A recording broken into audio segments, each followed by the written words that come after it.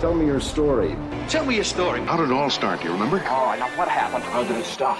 You're now tuned into the Small Business Origins Podcast. I love an origin story. Each week, we dive into the real stories of entrepreneurs and businesses from across the nation. Who is he and what's his origin story? Who started with just an idea and are now making waves. I told you this was a good idea. This is Small Business Origins. Yeah, what's up, everybody? Welcome back to another episode of Small Business Origins. You're tuned in. It's our nationwide search. We're looking for entrepreneurs with a story to tell. And I'm your host, as always, John Kelley, a.k.a. John the Marketer, right here in Tomball, Texas, from our beautiful studio here at Beefy Marketing. And joining me in the studio today, I've got Jason Hassenstab. He is with Elevated Development. Jason, welcome to the show, man. Appreciate it, man. Thanks for having me. Yeah, it is awesome to have you here. I love whenever I get old friends in the studio and get to kind of talk about some stuff with them. And I'm definitely looking forward to learning more about what you do than what we've just kind of talked about in passing at chamber events and everything else. That'd be great. Yeah. Sounds good. Well, before we hop into it, we always start our show with an icebreaker question. Mm-hmm. So today's icebreaker question is, if you weren't doing what you're doing now, what would you be known for? What is it that would be the thing that you would do? Oh, man.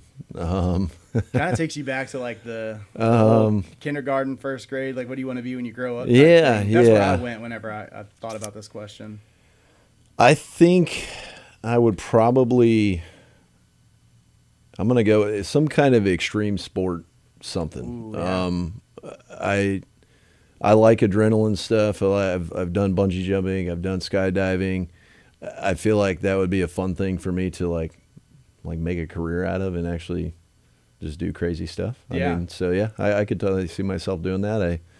I still want to do more of that, but Misty maybe doesn't want me to do more of that with the two babies at home and stuff. But you know, yeah, you get a wife and you get kids, and then all of a sudden we went through that same thing with me and a motorcycle. You know, okay. my wife and I both enjoyed riding. I had a Harley Davidson electric glide, and she enjoyed riding as well. But every single time we got on that thing, man, we almost died. And it wasn't us. I wasn't other people, riding dumb or anything. Yeah, it was other people. So you start getting that like, oh man, I really could die. Like, this is not a good thing. It's the same thing. I was like, man, it'd be fun to get paid to do stuff like that. But at the same time, a bad day at the office would be an extremely bad day. It and would maybe be your really last. bad. Yeah, it would. You know, it think would. about like Evel Knievel and all that, getting beat up all the time, doing your crazy stuff. It'd be fun though. It would be fun. Mine is a lot less dangerous. I think I'd wind up being like true dream world if I could.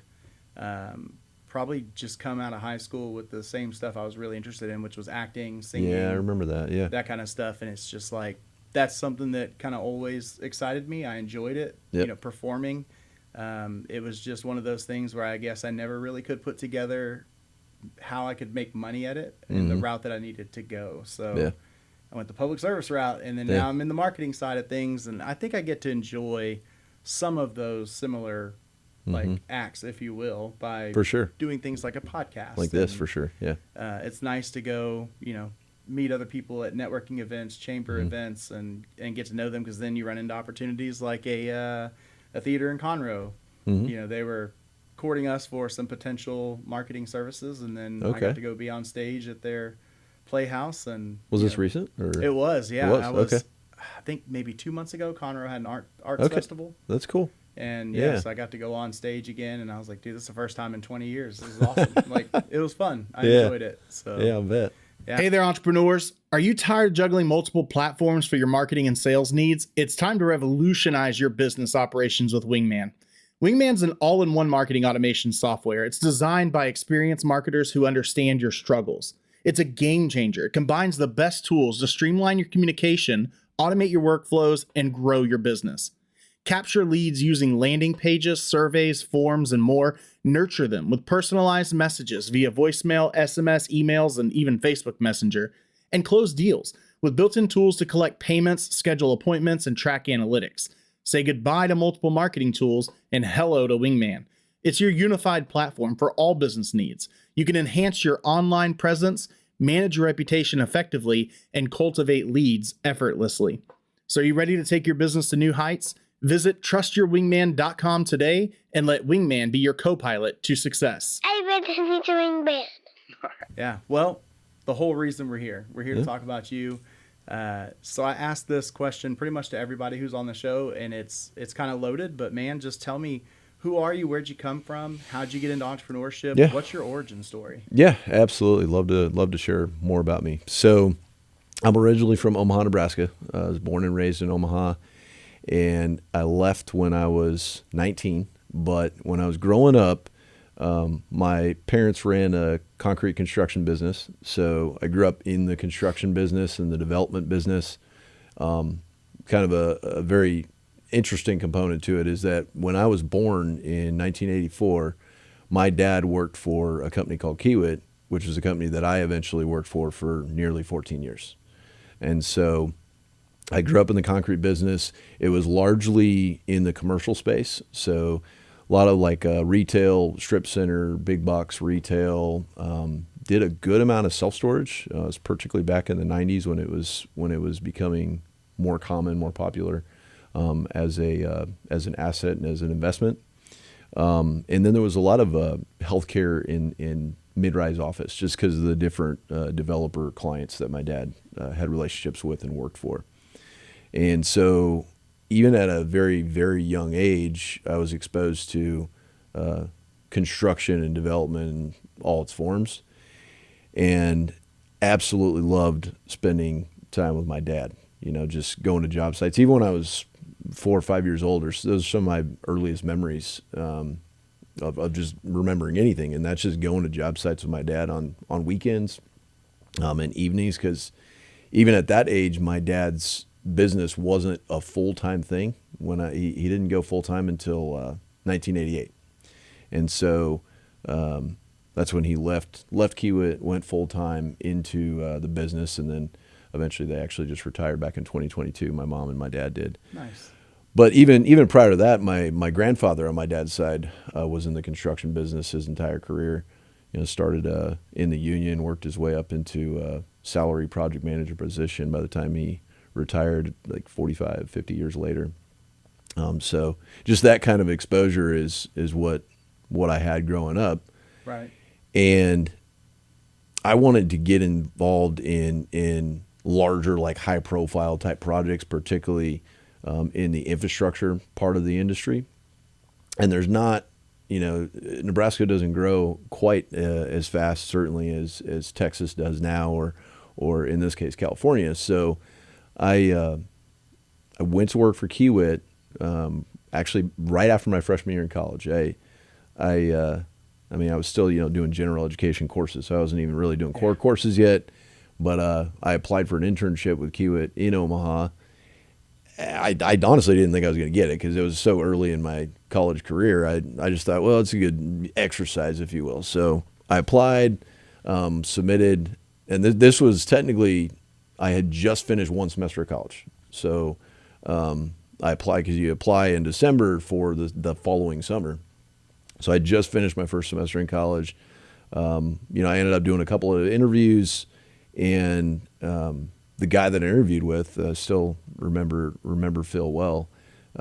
He had a similar background as I did, and long story short, he hired me. I was an intern for a couple summers in Omaha, and then like I said, I wanted to get more involved in infrastructure type projects, big projects like that, and so I moved to California about 2 years into college, so I was about halfway through.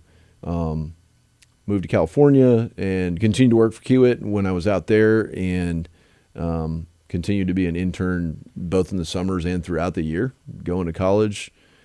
Finished college at Cal Poly Pomona, and eventually went to work full-time, transitioned from intern to full-time with Kiewit. And then I spent, the next, I guess, full-time years, I spent the next, what was that? I left in 16, so it was like 9 years full-time, and then I was with him like 5 years as an intern. So that was 2016. And just from, growing up in a family business, I always, was intrigued by the entrepreneurial part, and particularly the real estate side of things. And interestingly enough, but both sets of my grandparents were really involved in real estate in their own way. On my dad's side, they were heavily involved in doing single family rentals from very, very, even when my dad was a young kid, is when they started, buying single family homes. And I think the story goes, the first one they bought was like $2,000. It was like $2,000 for this first single family rental. And my dad had to clarify this one, but I want to say they borrowed the $2,000 from one side or the other. I don't remember which side now. I think it might have been my grandfather's side, but they borrowed $2,000 to buy their first single family rental. And then by the time they were at peak, they had about 50. And wow. And then in the latter years, they sold some of those off. And then when they eventually both passed away, I don't remember exactly how many they had left, but it was only around 10 or 12, I think, when they both passed away, or when my grandmother passed away. And then on my mom's side, they also did real estate as well. After my grandfather retired from the insurance business, they became snowbirds and spent a lot of time in Florida during the winters. And so for a period of years, in the late 80s going into the 90s, they would buy and sell real estate, just like lots for single family in like the Naples area. Oh, and okay. so to be honest with you, I didn't have a real like grasp of what it was, but what I did know is I thought, oh, this is cool. I like whatever my grandparents are doing. That's really neat. Like I want to do something like that someday. And so I left Kiewit in 2016, and Misty and I moved to Texas, and that was around September of 2016, so it was late 2016. And initially we moved to Austin, and we spent about a year there. It's a bit trickier to develop or really do a whole lot there.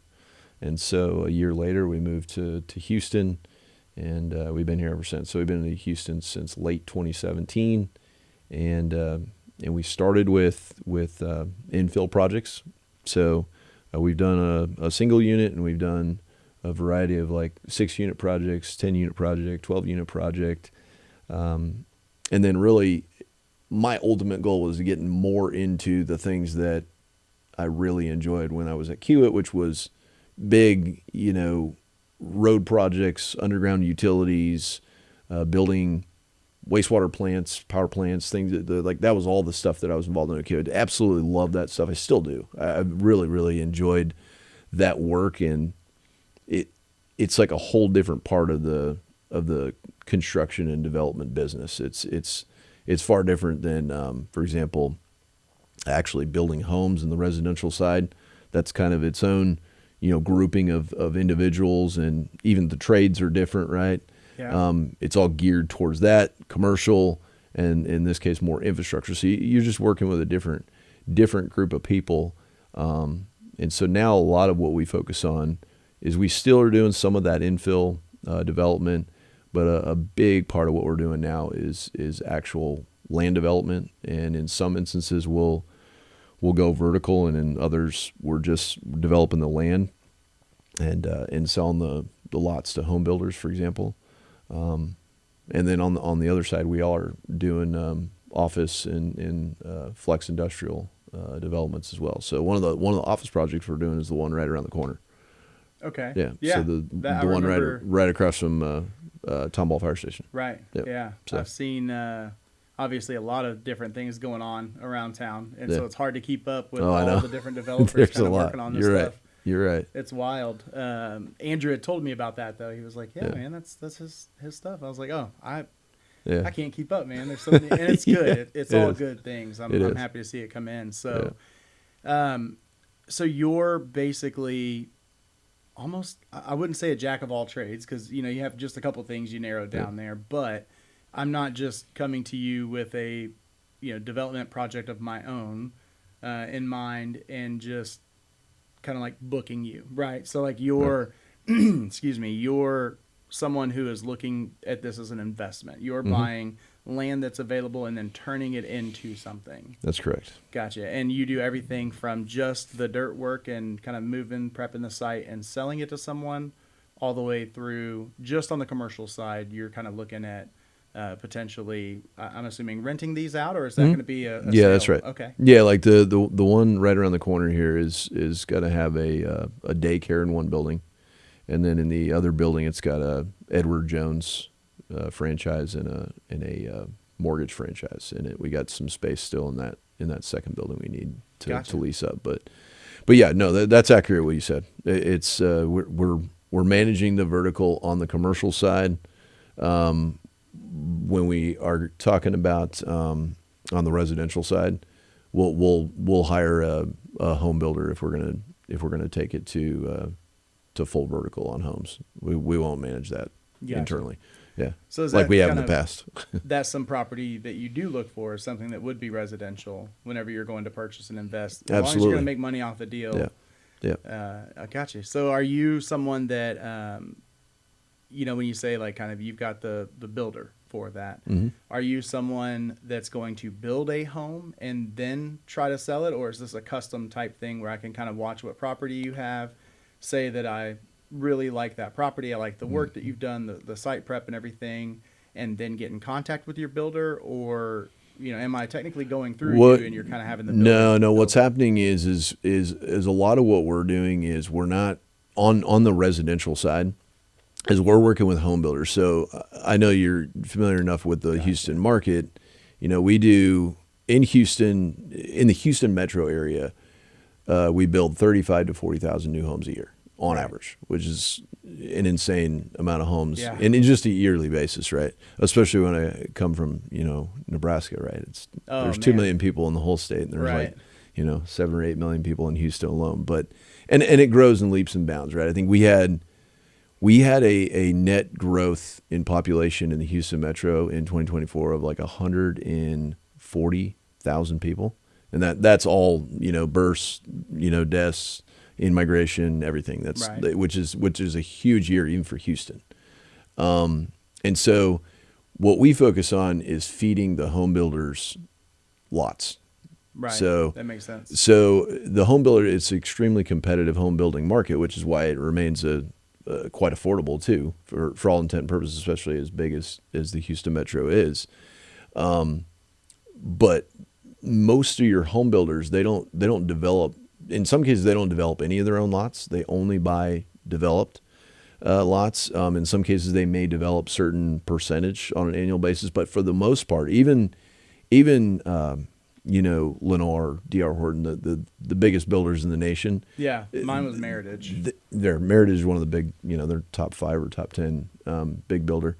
But a lot of them, they don't typically develop their own lots. So even the big ones, even the big guys don't. Okay. And so that's really our structure is feeding those lots to those home builders, and then it's on them to find their home buyers and that kind of stuff. Yeah. So, gotcha. Yeah. No, that makes perfect sense. Just trying to figure out who it is that kind of engages you as a company.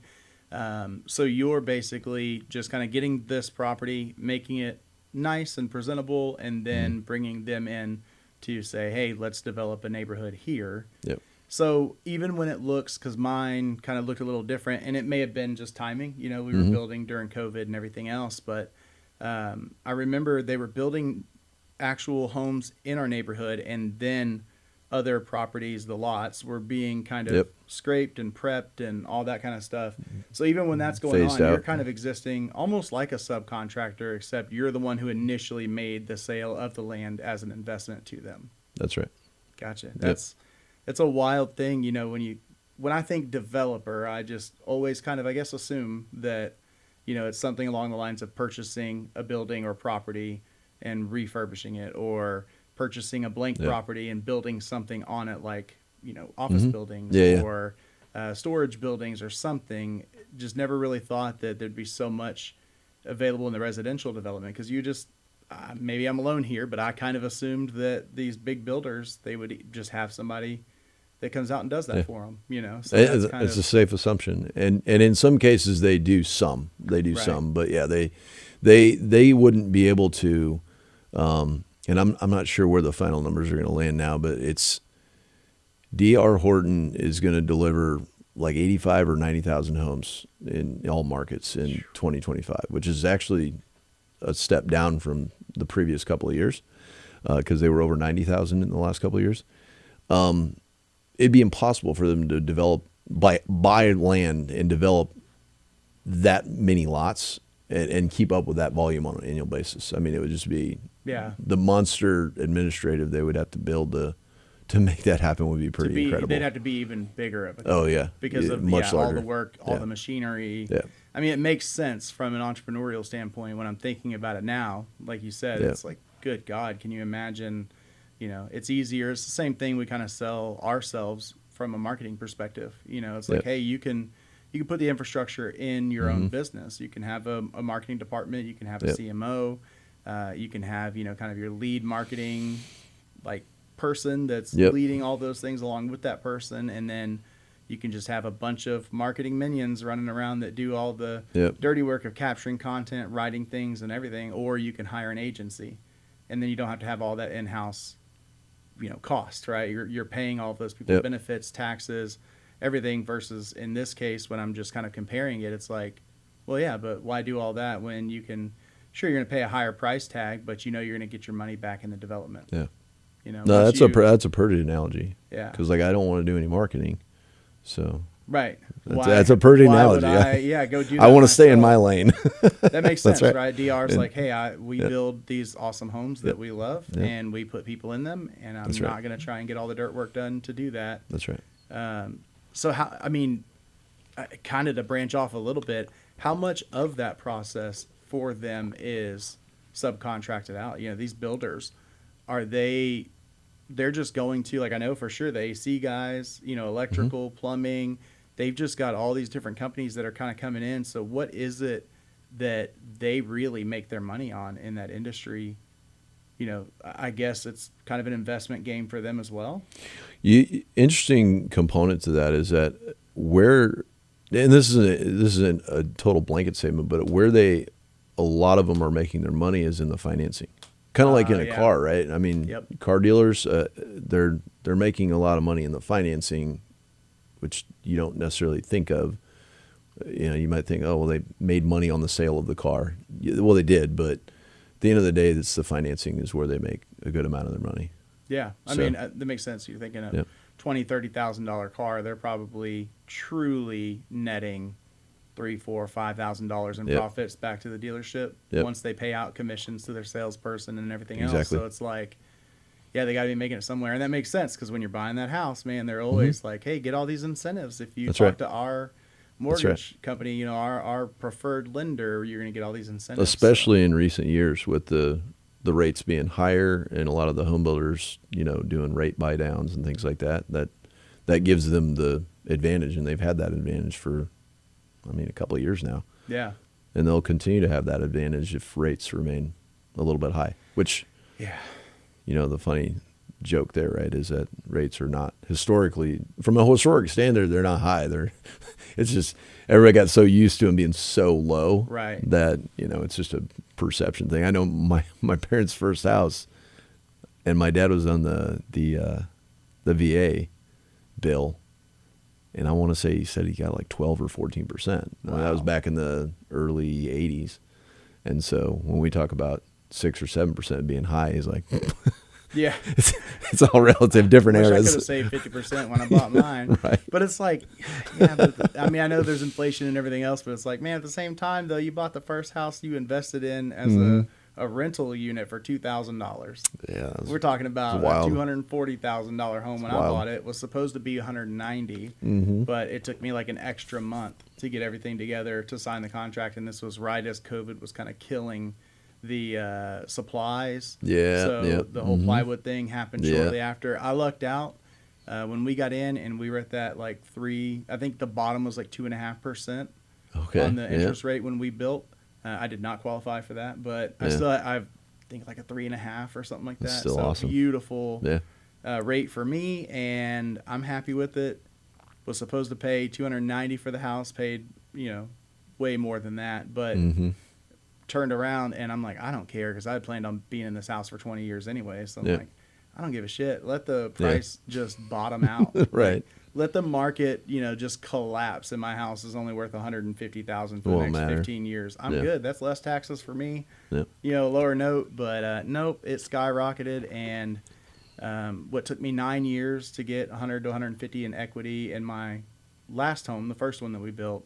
I mean, I had that in like a year and a half with this home because of COVID and the crazy stuff that went on there. But like I said, we plan on being in this house for a little while, so not ready to make that leap yet. But so that's interesting from the residential space. That's a whole new world to me that I did not realize existed. I guess you just kind of thought, I always thought that it was just one of those where they'd just go purchase land and then contact someone like you and say, hey, come out and develop it for me.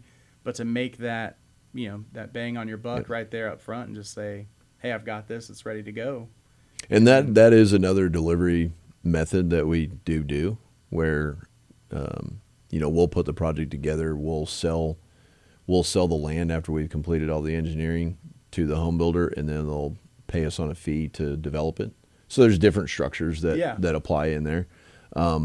What that does is it not eliminates, but it reduces the risk on our side, and it also allows them to get the overall cost at a lower price. It makes sense. So, but they have to get, they take on more risk by doing that. So it's a trade-off. Right. Yeah. I mean, I can only imagine too, one of the risks, total guess here, but would be it's easier for you to stumble across something that is a catastrophic, oh shit, we gotta do some crazy stuff here now, versus they go buy a bunch of land, you come out and then you say, hey, well, this exists, which means I'm gonna have to remove it or change it, or we're gonna have to build around it, and it ate up this percentage of your land.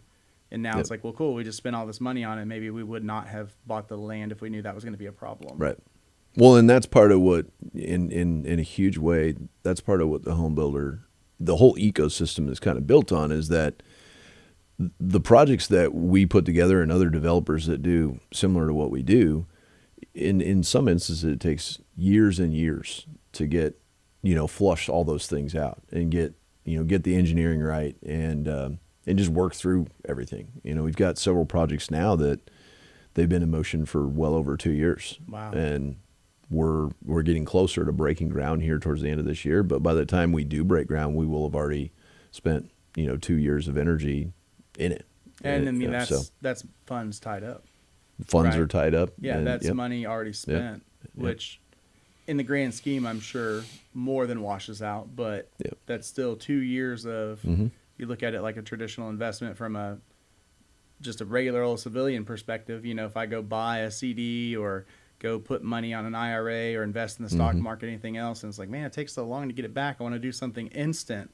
Go buy this and then be able to sell it, and it's like, it's not going to be that way for you in this manner either. You're tying that money up some way. That's wild. So you've got the residential stuff that you do there, and then you've got the purchase land, develop something on it, and then rent it out.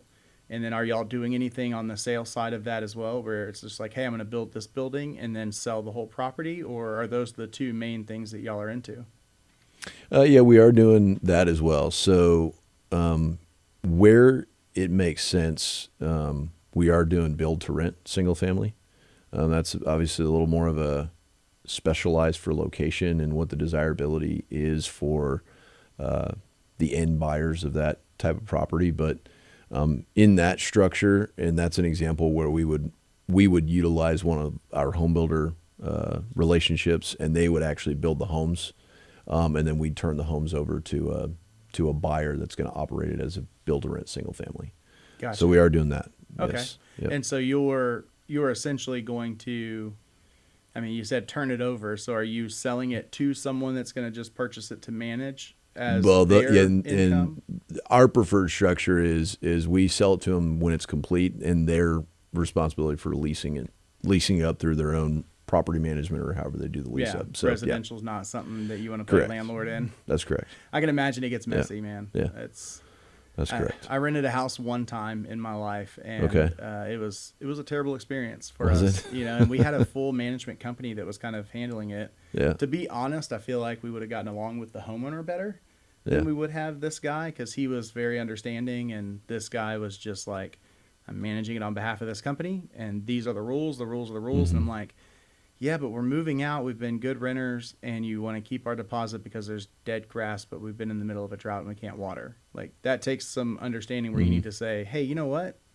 Maybe that's not a fair rule at this point where we've been in this record-breaking drought. The grass was going to die whether we had a renter or not, you know? Yeah, yeah. But I can only imagine those renters that just don't pay their bills, tear up the house, have dogs, and you've got, you know, all the things that come along with animals and stuff in the home. It's got to be a pain in the butt. Yeah. A little easier to deal on the commercial side. Probably more money too. It's much better on the commercial side. Yeah. So are y'all managing the rentals completely on the commercial side? No, we don't do the management in house. No. So, So like it's still outsourced. Yeah, that is outsourced. Yeah. Gotcha. Yep. All right. But are y'all Or it going will to be. draw off of it? Like, you'll still be the owner, Still be the owner. Yep. but everything's That's just correct. kind of outsourced. That way you don't have to deal with the headache. That's correct. Like I said, it's more a function of staying in our lane. We want to do more development, and we don't want to get distracted with property management. And there's plenty of amazing companies that do good property management. Just Fair.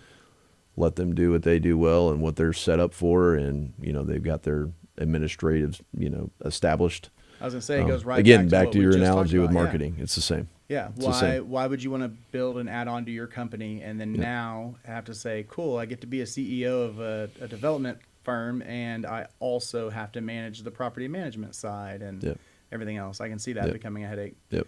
Maybe more money in-house, but it's like, Correct. at the end of the day, though, how much are you actually making, and is it worth it?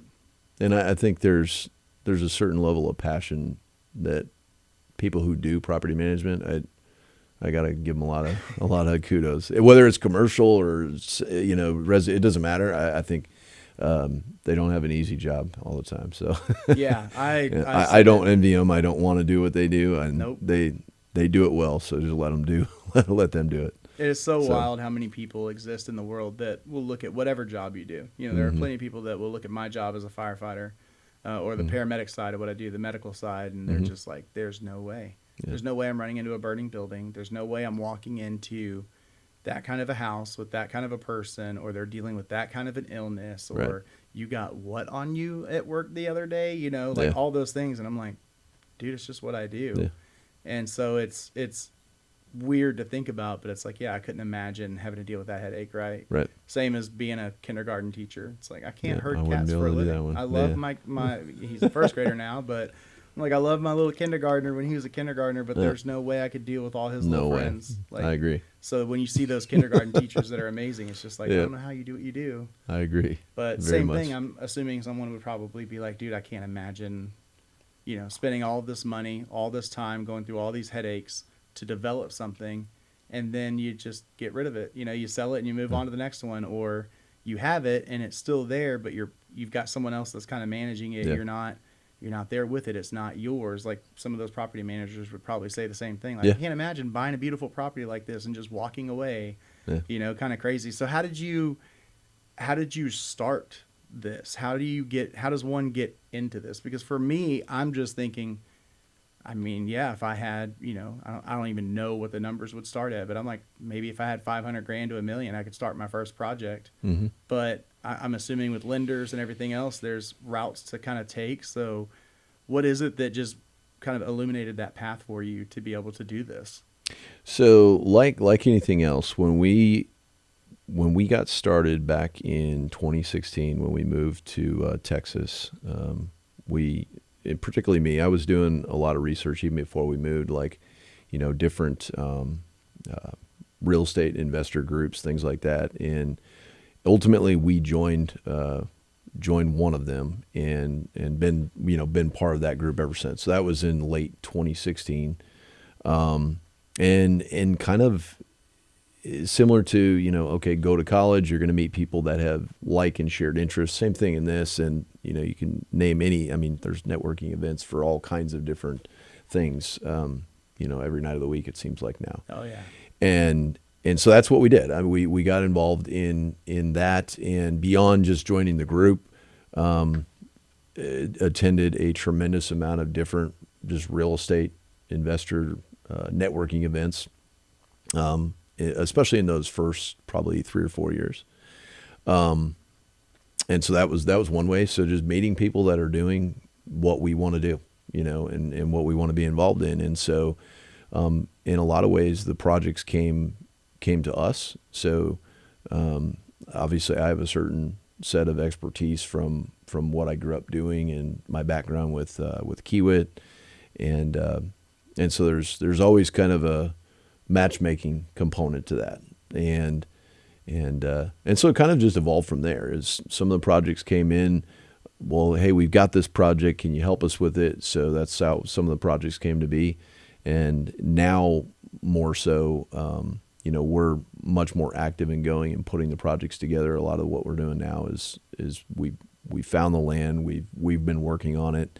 And then we, of course, raise capital through friends and family, and work with banks on the lending side to get our development and construction loans. So that makes sense. Yeah. Mm-hmm. I mean, it's I'm trying to remember now. It was so many episodes ago, but I had a guy on that's what his company does online, is kind of networks the right people together. And then it just says basically you can launch your company, a full startup, without ever spending any of your own money or getting a loan, like an equity loan, traditional investment, because basically it's going to bring together all these people where you say, hey, I've got this brand of dog food that I want to create that's going to be X, Y, and Z. That's how it's going to stand out. And then someone else says, well, I actually have a full commercial, kitchen that can make pet food, and I've got like all these certifications and everything else. Yep. And then it's like you just go into business with these 2 or 3 people, you all take equity, and then you just say, here's everything I need to get this first thing sold, to start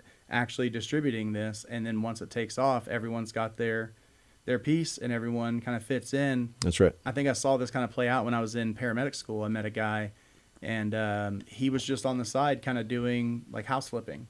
Okay. So you just go in, and then he's just buying property in a house, gutting it, and then rebuilding from the ground up, or at least taking it down to the skeleton, the frame, and then repairing stuff and kind of rebuilding the inside the way that he wants it to look, and then selling it for a nice, pretty penny. And so I can see where he started kind of reaching out to people like me and others to say, hey, if you have this expertise, that expertise. So it's one of those things where someone's like, I've got this development because I had the money. I bought this, property, and now I need to develop it, but I don't know what I'm doing. So let me call somebody and then say, hey, you know what you're doing? And I guess you just kind of get a chunk of that investment on the end based off of your sweat equity or your knowledge, where you know what's going on. And then as you start stacking that cash, then it becomes cool. Now I can invest in my own thing. Yep. That's an amazing. That's exactly right. I mean, it's almost like, building a company with no debt or no major investors or anything else. Yep. I know how to do the work. So that's a very, very interesting thing. How many projects are y'all doing right now? How many? We've got over 6 active projects, and we've got another 6 or 7 that we're working towards kind of in the pipeline. So kind of like anything else, not all of them land, so you've always got to be, out there on the hunt, basically. So that's a big part of what I do in our business is I'm always on the hunt. So every day we're looking at new opportunities and underwriting new land deals. And so, it's your hit rate is not going to be 100%. If it is, then I'd actually might be more concerned that we were landing everything. Right. So, but yeah, it's typically around 20%. So for every 10 deals, we'll only get 2. So we'll look at 10, sometimes more than that. And that's just the nature of the business. I mean, that's kind of how that works. So, yeah. So what kind of people are you hoping connect with you? Follow the company, look at what you have going on. Because so many people that are on the show, obviously, we've had a string of developers over the past year or so that we've talked to. But number one, they're all different. They are. Every single one. I've listened to all the episodes, yeah. Yeah, and then on the other hand, all the other guests that we've had, not all, but a lot of them, you kind of run into that thing of, I want people to, visit our website, sign up for alerts, and like buy our product or buy our service or see how we fit. But with you, it doesn't seem like, I feel like there's potential ways that Yep. just a regular old average Joe like me could find a way that you and I could do business together in what you do. Mm-hmm. But what are you really looking for? What piques your interest and says, man, I'm so glad that this person came through my door? Yeah, I think, one of the things that, the value that we can bring is, helping build the community that we're in. I mean, we've known each other for a couple of years.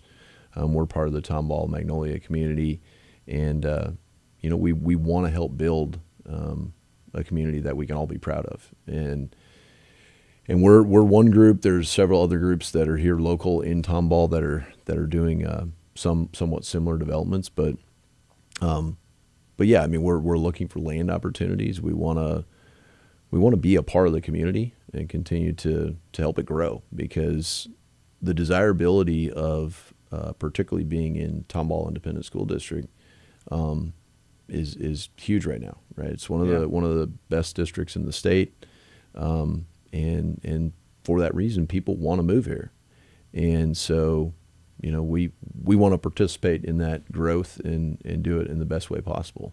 And that's why, obviously, we've got our project right around the corner here on Rudell, and we're looking for more opportunities to expand, single-family housing in the Tomball area as well. So more families like mine and my growing family can get the benefit of the Tomball community. I mean, we've loved living here. So There's definitely not a lot of land available for it's development in the city. less and less. It's crazy how big we are, but how small we remain, know, and I see that when I go to these other places. I'm like, Tomball could grow all that it wants to, and I don't think it would ever be the kind of place that's going to have a skyscraper. Yeah. You could be 50, 60 No, years it in the never will. future, and it's Yeah. like, where would you put it? Because it would take up one whole city block, and there would be nothing Yeah, that it would be wouldn't able to make sense exist around here. it, like at all, But even to that point, it's like, honestly, I think you've kind of got to go out to that ETJ area and start developing that up. Yep. Or just outside of it and kind of get annexed in, like we saw with 99 and 249, where That's right. it was like all of that stuff that got built out there would have never really existed within city limits, Right. if it wasn't for some kind of change. And it's like you couldn't have built all that somewhere that's Right. directly within city limits. Like, Yeah. there's just no space for it anymore. 100%.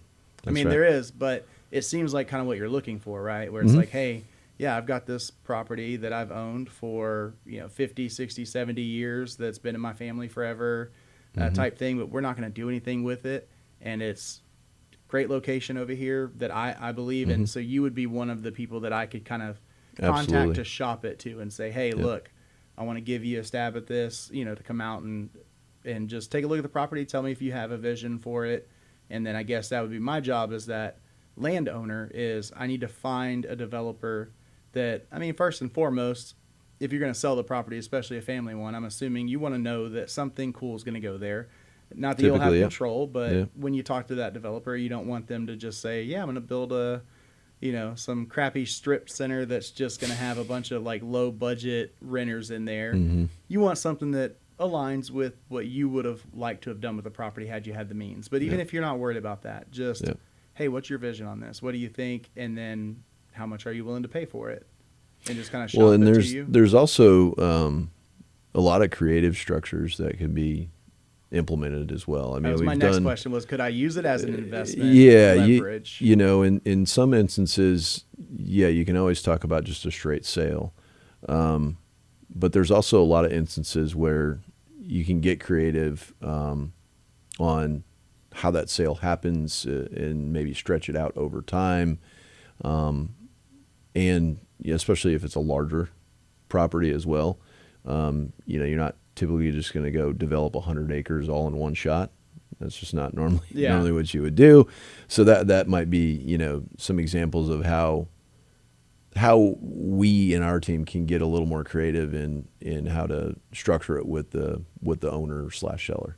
So, yeah. Yeah, I mean, I've got a property behind my neighborhood that I don't want to say too much about it just because we're here to talk about you today. But on top of that, being the HOA president is just not always the funnest job to That's have, right. especially You're when the you support president. Yeah, that's right. I developers and you remember hearing that. support businesses and Yeah. everything else. But that was one thing that was kind of said was like, well, I've got to go back to the landowner and talk to them. So it kind of sparked my curiosity, which is why I started going down that rabbit hole of like, I guess it just kind of looks like, hey, maybe I was lucky, or maybe I earned it, whatever the case is, but I have this property.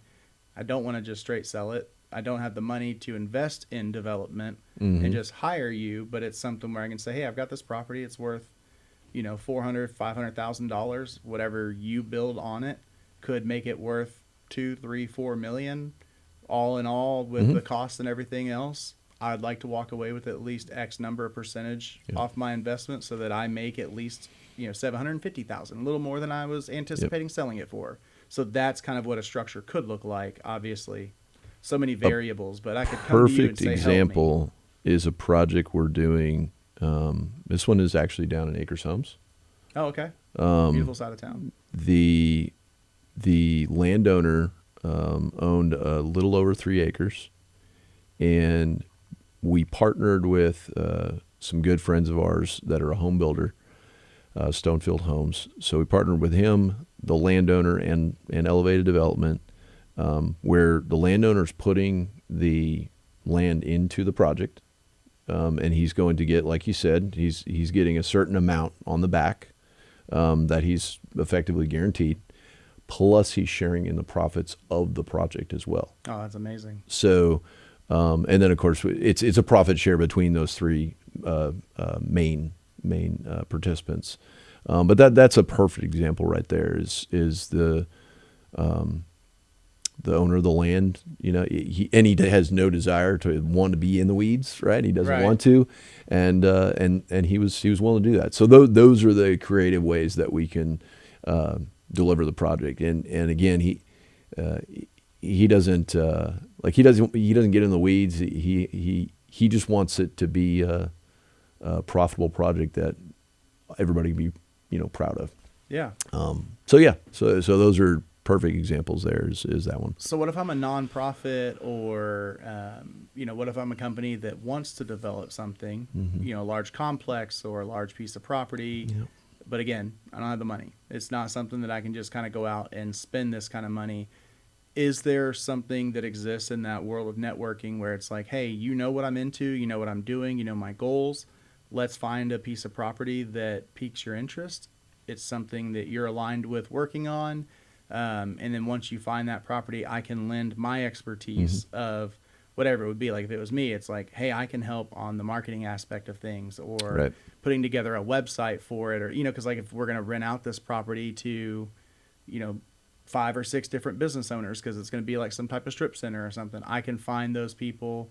I can, manage to get everything together. Is that something you're interested in Oh, as absolutely. well, okay. Yeah. And even I could almost use even the Riddell project down the road. We got involved, I guess it was about a year ago now is when we got involved, but Mike and Juan had been working on the project for at least a year up to that point. So it's been a couple of years in total for those guys. Maybe even, I want to say they actually bought it about 3 years ago, the land. But kind of the long and short of it is that they're great guys, but it wasn't necessarily in their wheelhouse, right? To go do that development, right? And so we got introduced, and that's when, we stepped in and helped get through the design, just get it to the finish line. And obviously we're managing the build process. And additionally, kind of to your point is, everybody's limited on the amount of money they have. I mean, even Elon Musk and, everybody's got some limit, right? Yeah.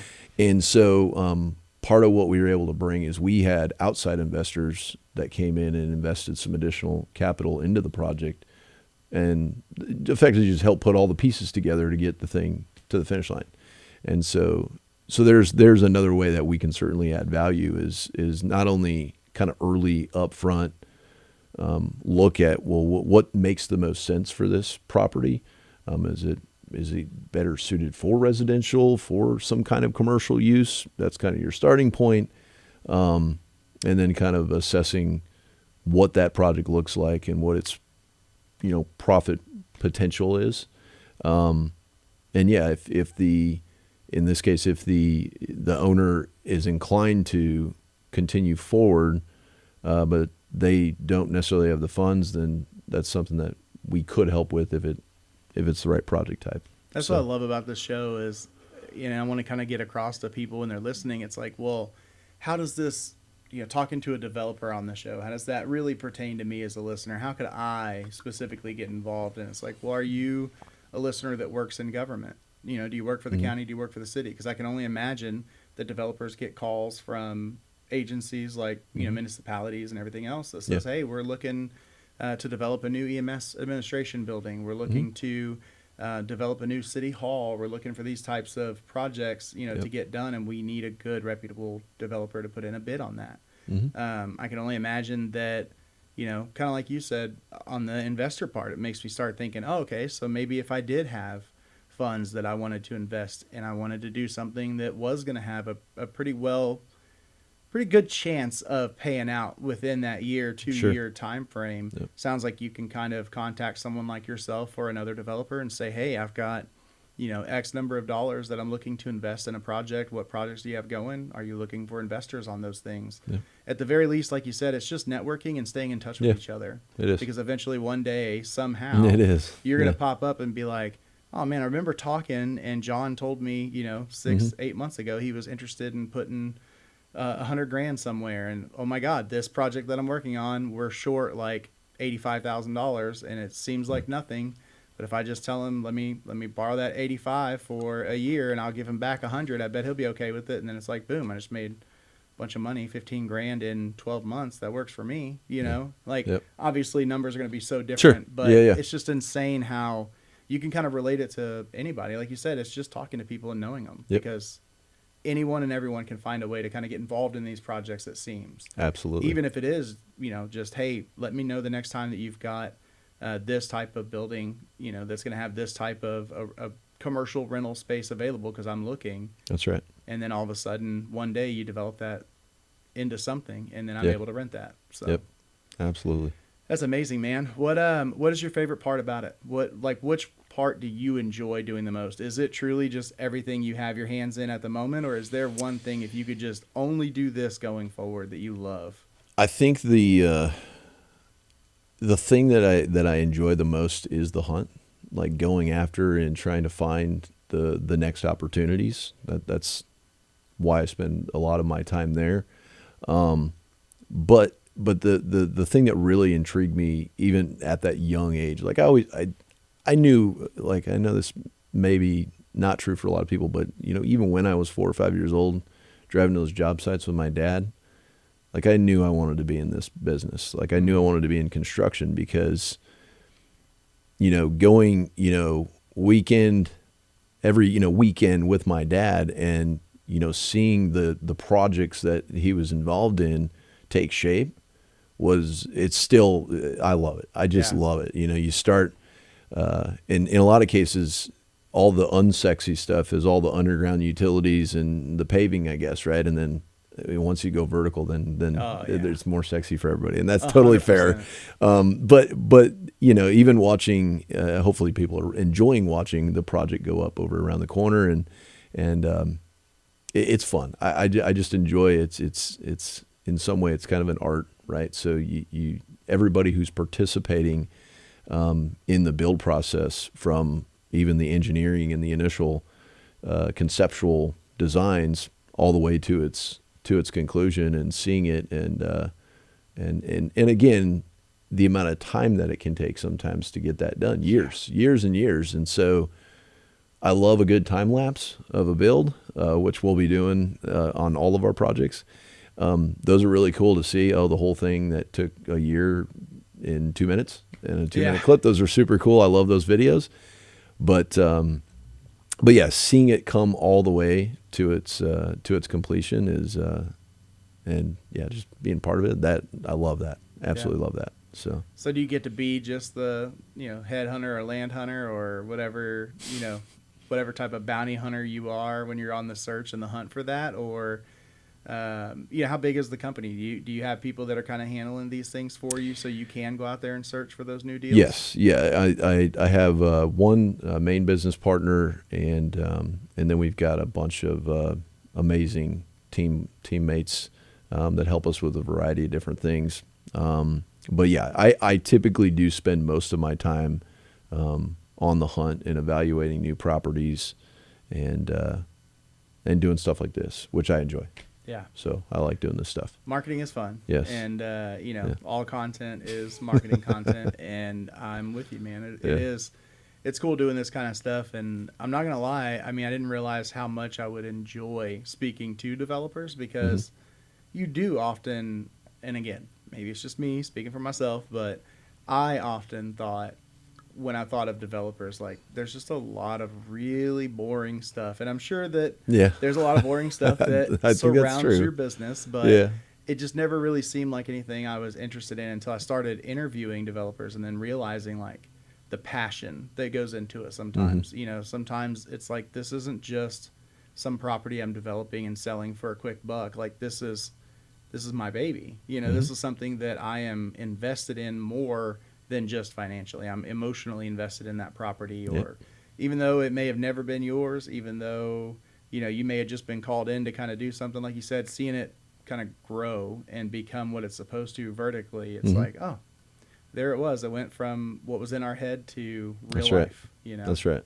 So that's pretty amazing, man. Plus it makes the world go around, at least the city. I mean, without development, your city's not really going to grow, and that's residential, commercial, all of it. It needs all of it. That's correct. It's an ecosystem. It really is. It's like, sure, if you say I hate businesses and I don't want all these commercial developments, just residential, great. And where are they going to eat? Where are they going to work? Yeah. Where, why would they move to your city if you don't have anything good on the infrastructure side to keep them there? That's right. I want to eat here. I want to shop here. I want to do all the things. So, yeah, we need the commercial side as well as the residential, I think. Well, and preferably you do have those things, so they're spending that money in your town. Tax money is what funds your budget.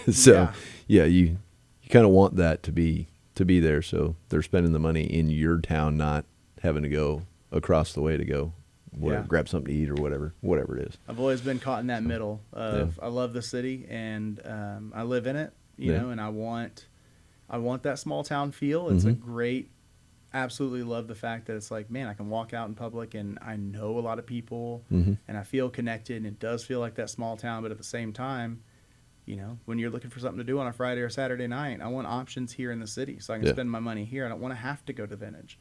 Love the Vintage, love what they offer, but that's county money, or you know what I mean? That's a district's money. That's not my city's money. So that's absolutely happy to see some of these things popping up, and even if it is just a rental property, a commercial rental property, it's like, but those are things like just the renters you're looking at right now on that one single property. It's like, hey, if you got money to invest, you're going to need somebody. So another investment firm popping up is not always a bad thing. Not at all. Doctor's offices, I see that quite a lot, and it's like, hey, there's plenty of things that we need on the commercial side. So that's right. I love seeing it, man. How do we get involved? How do we kind of keep up with you? What really benefits you as far as the publicity out of it? If you could get one thing out of the show. I think, we definitely have been making and we'll continue to make a stronger effort in all of our content, and really, letting people know who we are and what we do and how we can add value. So certainly follow us on all the social media. And if folks are, if they're inclined to get creative, or even if they're just looking to sell, or they just want some consultation on the property that they own, definitely get in touch with us. We'd love to help them figure it out. Yeah. So, plug the website, phone numbers, all that stuff. So the website is elevateddevelopment.co. That's .co. I always got to clarify that one because everybody assumes it's a typo. But .co. You can reach me directly at jason@elevateddevelopment.co. You can also give me a call at 402-639-4325. I'd be happy to chat with you. So, absolutely. Any central message that if you could just tell every single person in the world right now? I mean, it doesn't have to be related to the business, but is there something either related to development or just in life in general that's been kind of on your heart lately that you just wish that everyone could understand where you're coming from on this, like an important message? I think the main message there is that, my wife and I, Misty, we moved to Tomball almost exactly 4 years ago, by the way. It's like 4 years and a couple of days right now. And we moved here because we were about to start our family. And now we've done that. We've got 2 beautiful little girls. Adeline is just over 3, and she goes to Step by Step. Finley she just turned 9 months yesterday. And so we love that family environment that we get out here. That's why we came here. That's why we choose to live here. And I think we want more of that. That's what I believe. I think we want more of the young families. I guess Missy and I started a little later in life in comparison to a lot of other folks, but I think we want more of the folks like us, and so we need to accommodate that. We need to make room for them, and welcome or continue to welcome them, because we certainly had a warm welcome 4 years ago when we came. But let's continue to welcome those new families that are coming out here, because it's only going to help the community grow in a positive way. So yeah. No, I love that about the city, from the personal side to the business side, man. It's like we have a strong EDC, a strong chamber. That's how we met. Yep. Like zero shame in the shout out. Your wife was on the show. Yep. She's doing some awesome coaching stuff. She just had the first Friday luncheon that she was, kind of teaching and speaking at. And lots of really cool opportunities for people in this city, business, personal. Like, you make lifelong friends in a heartbeat. And it's just because, like you said, you've got to be willing to kind of extend that olive branch and say, hey, new person, new family, new whoever, like, welcome to our city. Welcome to our county, our neighborhood, wherever it is that a listener's listening and kind of get involved in those local things. I think that's the big message too from the beginning of the show, was just like, you don't have to have $1 million laying around to go invest in this big, huge property development thing in order to start a development firm. Like, that's right. You can just have really good friends who are in the right place at the right time, have the right set of skills, and then all of a sudden y'all can start finding a way to make money together. Like, I think that's the best thing in business, is networking, and just find out. I always tell people, I'm like, look, you don't have to buy from me. I'm not saying I'm going to buy from you. Let's just figure out how we can help each other get rich. Yep. That's what I'm looking to do. So I'm going to find the first opportunity where someone's going to be like, man, if I knew a developer, and I'm going to be like, bing, I've got like 6 of them. Right. What type of developer are you looking for? Yep. This we are different. So cool. I'm going to call these 2 because I think they align. And if they don't, they're going to tell me who to call. Yep. I'll get you a developer. That's right. And it's like, when I call you and you say, hey, bro, that's not my forte. I'm not interested. And even if I was, you wouldn't want me to do it because I wouldn't know what the hell I'm doing on that side. But you need to call this person. Then that referral is just as good as if I called you and you said, yeah, I'll take it. So that's right. To me, it's truly important. I love that. It's a great message. Network with people, even if it is just on the everyday life, citizen to citizen. Just, hey, welcome to our city. Welcome to our neighborhood. Happy to have you here. Yep. So, man, absolutely. Well, I guess that's it for us. It's been another amazing episode, another great entrepreneur. Thank you so much for being on the show and speaking Thanks for having me. all this stuff.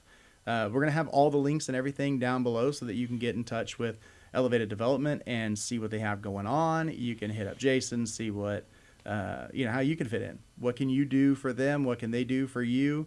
I definitely learned a lot. So I appreciate you bringing that knowledge and teaching me some stuff today. I'm sure you have a million questions. Feel free to hit us up, man. We'd love to forward the question over to him, or the man gave you all the contact info you need, so you can go straight to him and ask those questions as well. But that's it for us. Another great episode. We'll see you on the next one. And as always, stay beefy, my friends. Thanks for listening to another episode of Small Business Origins. I love an origin story. If you like what you just heard, leave us a review, subscribe, and share with a friend. You guys, check this out. They're going to love it. You're going to love it.